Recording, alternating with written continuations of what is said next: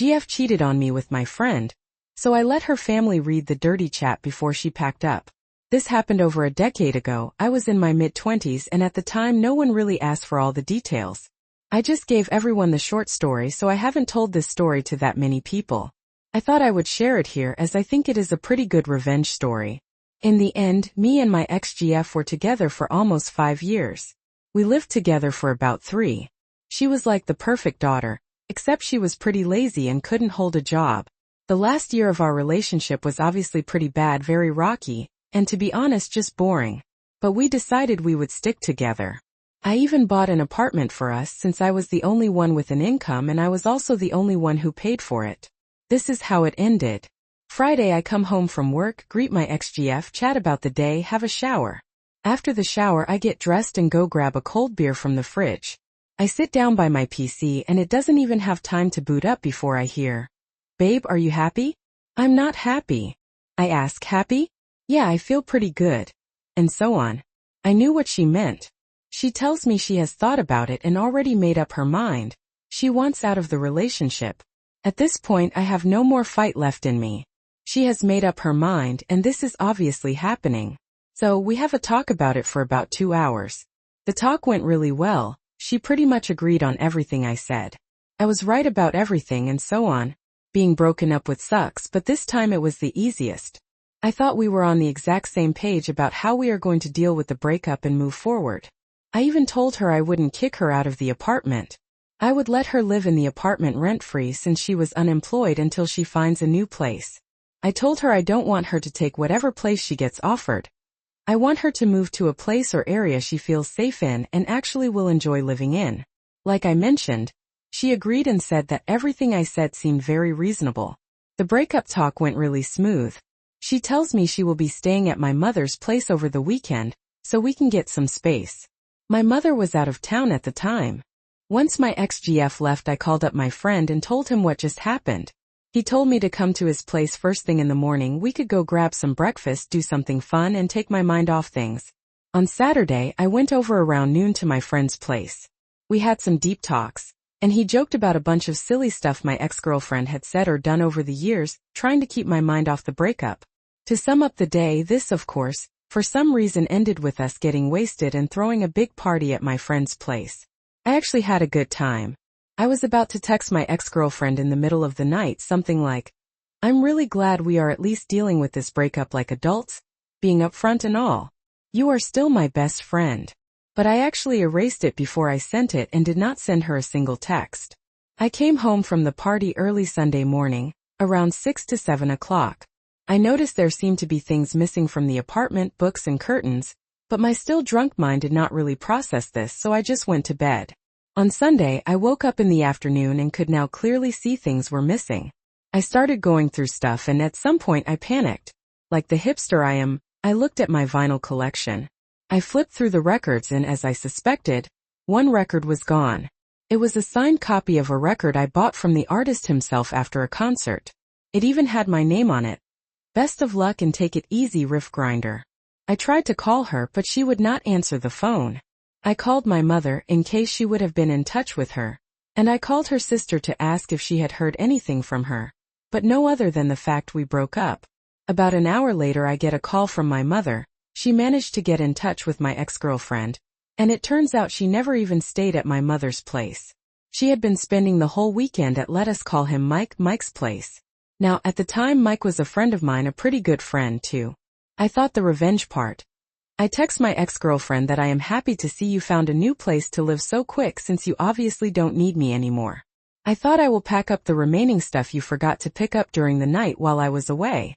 If you are not here in 2 hours, I will just leave it outside on the sidewalk for you.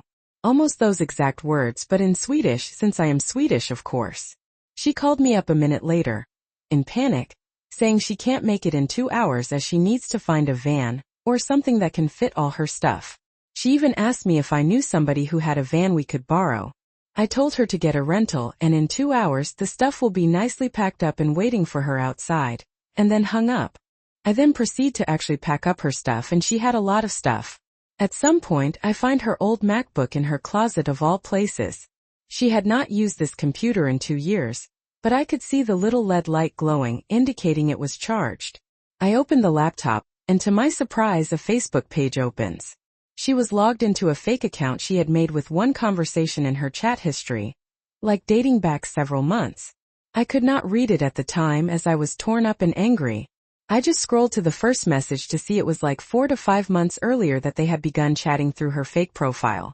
It was very clear from the messages I did read that they had initiated a secret relationship and pretty much planned the breakup together. I managed to retrieve her login details and call up her sister, giving her the details and asking her if she wants to know why we broke up. She can just read the chat logs. I also asked her sister not to confront my ex-girlfriend about the chat logs until I had a chance to speak to her about it. She informs me she can't read the chat by herself, as she feels so embarrassed about her own sister, so she drove to her parents' place to read it together with their mother. Even better, I also stopped packing up my ex-girlfriend's stuff after I found the chat. When my ex-GF arrives at my place, she was expecting her stuff nicely packed up for her. But instead, the first thing she sees is the laptop on the ground in the hallway, with the conversation open. Her face goes pale. I then tell her that as we speak, her sister and mother are currently reading through the chat logs. And I then tell her to pack up her own stuff by herself. She did it. It took like 5 hours or so. And I just sat on the couch observing her. When I closed the door behind her after she had grabbed that last box, I blocked her everywhere and have never seen her since. Edit. I forgot to mention that I did get the record back when she came by to pick up the stuff, so you can all rest easy. No records were harmed. I still have it and relevant comments, but did you ever get the album back? I am sorry. I forgot to mention that, LOL. I did get it back, still have it. Edited the post. A thank you. I'll never forgive my ex for selling my vinyl collection while I was out of town. One reason he's an ex, I guess. Dang. I'm sorry you had to go through that crap. Records are somehow harder to replace than most humans. Did you get other stuff like curtains back? Why did she take your album in the first place? She was with me at the concert when I bought the record, so in her head she was entitled to it. No, I was left with a basically empty apartment. She had previously sold or gotten rid of most of my furniture, and gotten us new furniture on her dad's credit card. So when she came to pick up the stuff, she brought most of it with her. I was left with the bed, a couch, my desk and office chair, my stereo and vinyl collection, the bookshelves, and a kitchen table with no chairs. Many trips to IKEA and similar stores later, I was all good. A crazy one small thing, I'm not clear on how you found out from your mom that she wasn't staying there. How did you find out where she was staying before you texted her that you'd get rid of her stuff? You didn't see the chat logs until you started packing her stuff, so by then you didn't know she was cheating on you. So how did you know she was with Mike? I had known Mike for a while before I was with her, and my mother was aware of who he was. I called my mom to ask if she had heard anything from my ex, since she was supposed to stay at my mom's place. Right when I told my mom about the missing stuff, my mom got a bit worried or suspicious and started calling my ex until she finally answered the phone. My mom somehow managed to get her to confess who she was with, all because she heard a male voice in the background. So that is how I found out. When my ex-girlfriend knew I knew where she was, there was no point in trying to hide it. I guess then you dealt with Mike. I hope you just blocked him everywhere. I actually did run into him in a bar like almost a year after this happened. He asked me if I wanted to have a talk. I just looked him dead in the eye and said, "There is not a single thing I want to hear from him or say to him." And then I walked away. I was not going to risk spending a night in jail over this dude. Do you know if they stayed together at all? Or did it fall apart once they didn't have the excitement of cheating? It lasted for a few years. He became, or it turned out he was, an alcoholic in the end. His drunk ass could not stand her anymore, and he was the one who left. You handled that with class and maturity. Well done to you. You were willing to help her out and be her friend, and she basically stuck a knife in your back. I will admit it took every single ounce of focus not to lose it. Is she still with Mike? Are you still in touch with her sister? No, they didn't last. Mike became an alcoholic, more or less, and yet he was the one who could not stand her anymore and broke it off.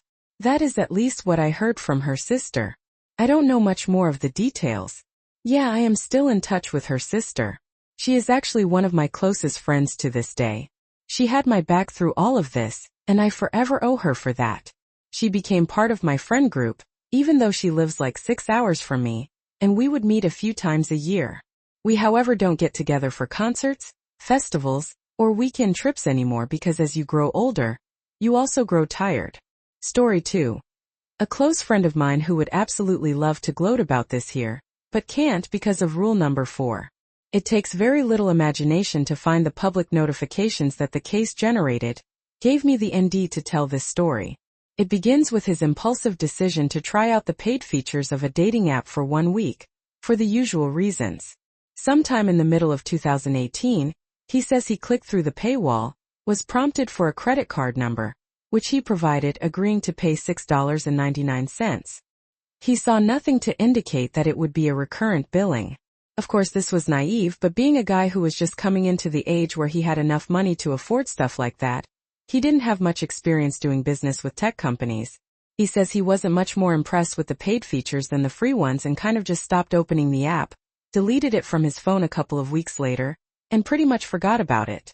Fast forward 3 months, he sees a charge for $6.99 paid to Social Media Incorporated, or some similarly nondescriptive name. He drills down and sees that he's been paying it every week for a few months. He ends up having to call his bank, which provided enough information for him to connect the dots. After searching for a way to contact customer service unsuccessfully, he re-downloaded the app and found no obvious way to unsubscribe.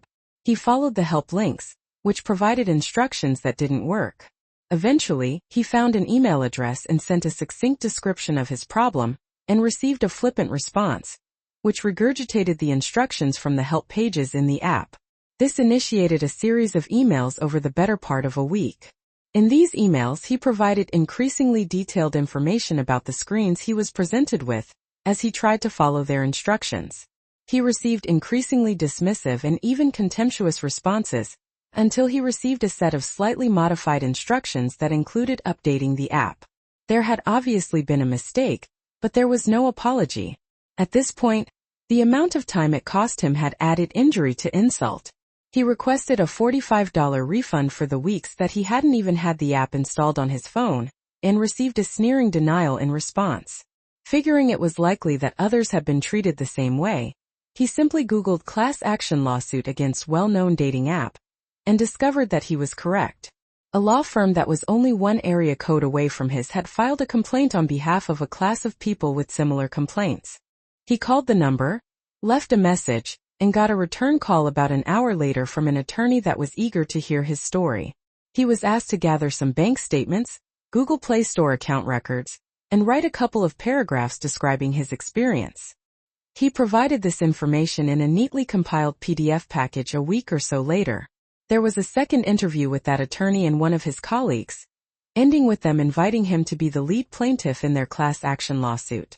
Fast forward 2.5 years, during which my friend invested maybe 20 or 30 hours, mostly in phone calls and one in-person meeting with the same 2 attorneys, who it turns out were the entire firm. He received a phone call notifying him that the legal team for this giant tech firm had crumbled as the court date approached, and agreed to a settlement of $23 million. My friend received a modest 4-digit incentive award in return for being the lead plaintiff. I guess the lawyers did much better in return for the 2.5 years of working their tails off in what was kind of a risky David and Goliath situation for them. The attorneys gleefully invited him to get in touch and share any future perceived injustices with them, which he has, but unfortunately, tech companies have become much more arbitration classy, so that's probably a one-time shot for him. But in a world of increasingly predatory corporations that strive to squeeze consumers by trapping us in TLDR terms and conditions and monopolizing every corner of the economy, my friend now has a script for standing up for himself when he perceives that he's being taken advantage of. It goes something like this. I want to make you aware that I'm a guy who makes time to stand up for myself as a consumer. It's become sort of a hobby and I'm pretty good at it. I don't object to businesses making a fair profit, but if you're going to try to squeeze me, I promise it won't be worth it. And if there's any doubt in your mind that I mean what I say, do a Google search for my name versus the dating app. Yes, it can be annoying. I should mention that he has a very patient wife, so some comments are appreciated. This is why I support laws saying that canceling a subscription must be as easy as signing up for one. I've had a couple of subscriptions like that, where the only way I could find to cancel was to cancel or change the card the subscription was withdrawn from. I had one subscription I had tried to cancel for months, and they would never respond. Got a lot of messages from them when that card expired and they couldn't auto-draw off of it. Now I always use a prepaid card for stuff like that. I reload it if I want to keep the service. I always try and cancel services, but if they do the runaround I can just walk away. I had the same thing happen last year when I moved across the country. I unsubscribed from a local newspaper in the area I was leaving, but a few months later the renewal date came up. My card on file was flagged as potential fraud, so now they don't have a card on file at all. They keep calling because I owe them for the time this year I've had the subscription, which I canceled before the renewal. Good Times, the company I work for, does a similar thing with their premium subscription, akin to Tinder. However, they have at least evolved enough not to get sued and are slightly less awful. They regularly prompt for premium upgrades, with the X button conveniently out of the way, and in a muted gray color. They offer recurring billing on both the monthly and yearly subscriptions. We get a lot of older and non-tech customers due to the nature of the app. While it is clearly an optional premium upgrade, it doesn't actually do much.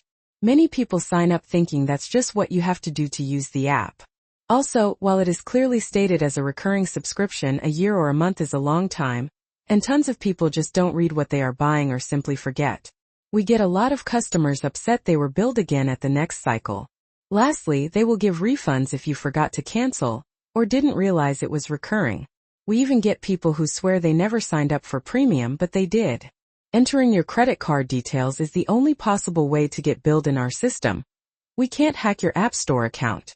The company is clearly happy with people mistakenly giving them money and keeps it this way on purpose. You don't actually have to remove the option to cancel or lie at all in order to design a system where people give you money accidentally. People are just lazy and not really tech-minded, and companies prey on that. I've noticed it is just the way of the world nowadays. It's not great, yeah, legit truly. I think it was just the attitude of the customer service person he was dealing with that launched him into that entire adventure story. 3 years ago, I, a 22-year-old female, and my boyfriend, a 26-year-old male, have been together for around 4 years. Recently, he asked me if he could take out a personal loan under my name so that he could buy a Halloween costume. I'm feeling unsure about how upset I should be, or if I should even be upset about it at all. To explain his current situation, he currently has around $5,000 worth of debt, does not have a job, and lives off government payments. When he first asked, I got quite upset because over the last year, his financial situation has continued to worsen. I currently pay for his groceries and essentials, and without my help, he wouldn't even have basic items like toilet paper or soap, let alone food. He is barely able to cover his rent at the moment. When he asked me for the loan, it was for about $1,500. He wanted me to take out a personal loan because no financial lender would give him any more money due to his existing debt. For some reason this felt like my breaking point, and I ended up crying, telling him it was childish to ask for money to buy something so frivolous. I haven't spoken to him for the last couple of days. He relies on me to buy his groceries and is deep in debt from buying video games and action figures, struggling to figure out what to say or do next. The reason he wants to borrow more money from me is to continue buying non-essential things, the same things that got him into debt in the first place. A custom-made Halloween costume seems like a ridiculous purchase, especially given his current situation. But in his words, it's not a lot of money for you. I think I need advice on how to help him understand the impact of his actions. No matter how much I've tried to explain the strain his dependence on me has caused, especially since we don't even live together, and despite suggesting options like loan consolidation or having someone else manage his funds, my approach doesn't seem to be working. I would appreciate any advice on how to approach this conversation and resolve this issue in our relationship. My boyfriend is in debt and wants to take out a $15,500 personal loan in my name to buy a custom-made Halloween costume. What would you suggest doing in this situation? Relevant comments include telling him it's not a lot of money for you because you would never in a million years contemplate something as foolhardy as taking out a 4-figure loan for a holiday that's a month away. And it can be celebrated just as effectively, if not more so, with an old bedsheet and a pair of scissors. Alternatively, simply saying no works just fine. Or laugh as you walk away, hopefully for good, because I don't know why you're trying to convince yourself this is reasonable, unless you want to spend the rest of your life catering to an overgrown 5-year-old's every whim. I think I'm struggling to rationalize it because my boyfriend has already spent about $700 on the costume. He's been stressing nonstop, talking to me, showing me pictures of the costume, and even cried over the phone about how he has always wanted to dress up as this character since he was a child, even though he's never mentioned this costume or character to me before. He emphasized how life-changing this costume is and even told me I would happily starve for weeks if it means having this costume, which is something I really don't want him to do. He hasn't invested $700. He has spent $700 that he doesn't have. This is hugely disturbing behavior. If he starves for weeks because of this costume, he wins a Darwin Award. Why are you still dating this idiot? It's a Spider-Man costume with ridged webbing, accurate to the one from the Amazing Spider-Man movies. Update. I'm sure most of you thought this was a dumb question to begin with and really tore through me. But for those who offered Kinder advice, I really appreciated it, along with the private messages that provided more support. I know I seem like an absolute idiot, but I think being with my boyfriend for so long since high school made me feel extremely attached, like I wouldn't know what to do if he wasn't around. In that way, I was definitely dependent on him. To clarify, it was for a Spider-Man costume. No, I did not give him the money. I spoke to him, and he tried to explain that his cousin forced him to ask me for the money, which I didn't believe. I ended the relationship because many of your comments made me realize I have seriously low standards for my dating pool, and I will have to reconsider my standards moving forward. I guess the reason I indulged him for so long was because I felt pity for him and his situation. He lives off government disability payments due to having autism, ADHD, and severe clinical depression. As we progressed in our relationship, I slowly became his carer after his family moved away and he had no one to take him to his appointments, especially after his care worker quit, so he didn't have anyone to help him with day-to-day tasks.